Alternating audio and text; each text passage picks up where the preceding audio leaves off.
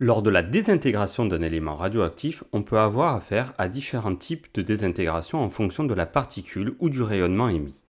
En effet, pour la désintégration que vous venez de voir à l'écran, il s'agit de radioactivité alpha, suivie de l'émission d'un rayonnement gamma. On l'appelle radioactivité alpha ou émission alpha en référence au nom de la particule émise. Pour la particule alpha, il s'agit en réalité d'un noyau d'hélium dont l'écriture symbolique est la suivante. Elle possède 2 protons et 2 neutrons.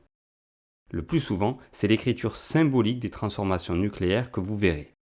Ici, j'ai pris l'exemple de l'émission alpha de la désintégration du radium-226. Prenons un nouvel exemple très connu en datation, celle de la désintégration du carbone-14 en azote-14 avec émission d'un électron. On parle alors d'émission β-, en référence à l'électron émis lors de cette désintégration. Vous l'aurez donc compris, à chaque fois que ce sera un électron qui est émis, c'est qu'il s'agit de radioactivité β-. Vous avez aussi, peut-être déjà entendu parler, de radioactivité β+.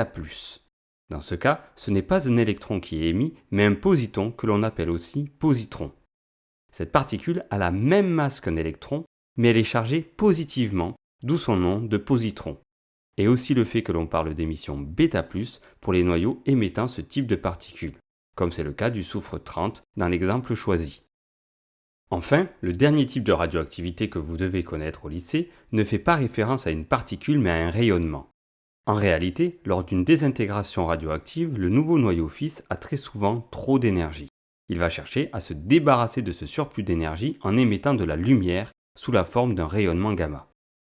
Dans ce cas, on va symboliser ce type d'émission par l'écriture suivante en mettant une étoile en exposant du symbole de l'élément pour signifier qu'il est excité et qu'il a trop d'énergie. Comme il cède cet excès d'énergie en émettant un rayonnement gamma, son écriture symbolique ne change pas.